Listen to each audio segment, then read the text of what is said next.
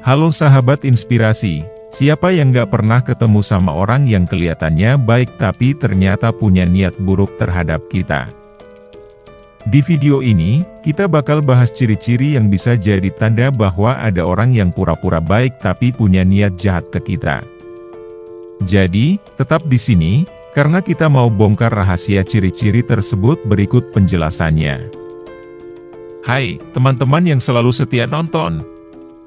Jangan sampai kita salah penilaian sama orangnya. Kali ini kita mau bahas gimana cara ngebaca tanda-tanda orang yang pura-pura baik tapi punya niat jahat. Santai aja, karena kita bakal bahas ini dengan cara yang positif dan konstruktif.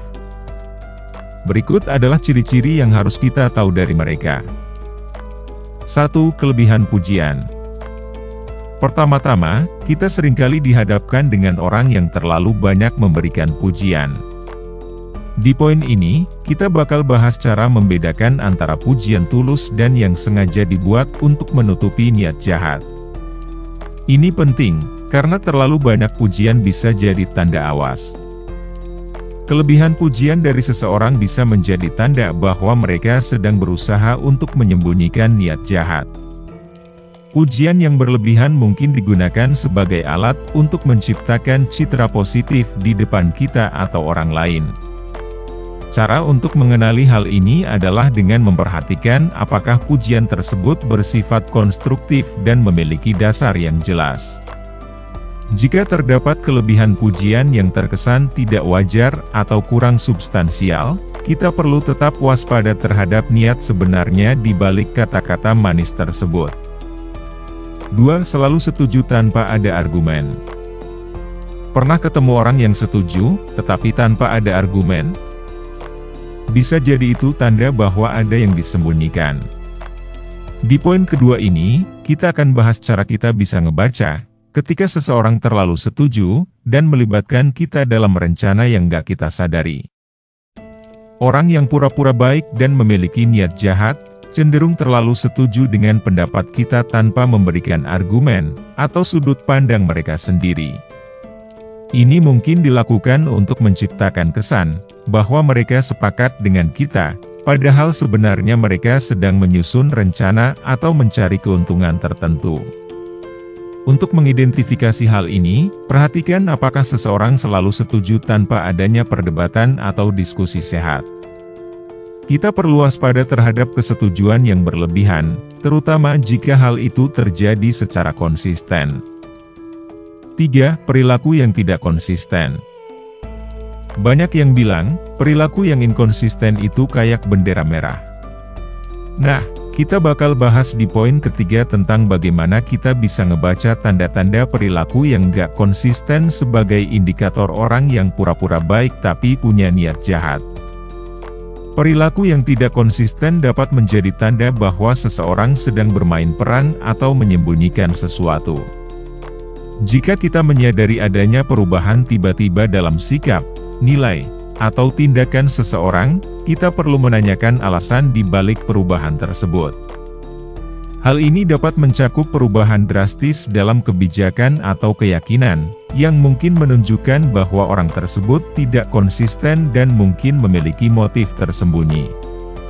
Kesadaran terhadap pola perilaku yang tidak konsisten dapat membantu kita untuk lebih waspada terhadap kemungkinan adanya niat jahat.